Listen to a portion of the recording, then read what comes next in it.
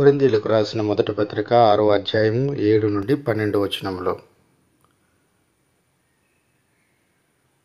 ఒకని మీద ఒకడు వ్యాజ్యమాడుట మీలో ఇప్పటికీ కేవలము లోపము. అంతకంటే అన్యాయము సహించుట మేలు కాదా? దానికంటే మీ సొత్తులను అపహరింపబడనిచ్చుట మేలు కాదా? అయితే మీరే అన్యాయము చేయుచున్నారు, అపహరించుచున్నారు, మీ సహోదరులకే ఎలాగు చేయుచున్నారు. అన్యాయస్తులు దేవుని రాజ్యమునకు వారసులు కానేరని మీకు తెలియదా?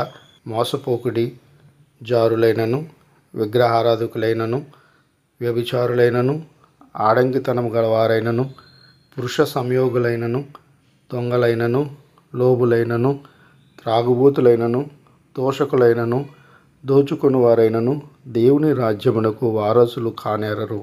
మీలో కొందరు అట్టివారై ఉంటిరి గాని ప్రభువైన యేసుక్రీస్తు నామమునను మన దేవుని ఆత్మయందును మీరు కడుగుబడి పరిశుద్ధపరచబడిన వారై నీతిమంతులుగా తీర్చబడితిరి.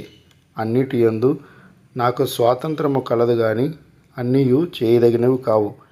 అన్నిటి యందు నాకు స్వాతంత్రము కలదు గాని నేను దేని చేతను లోపరచుకొనబడనొల్లను.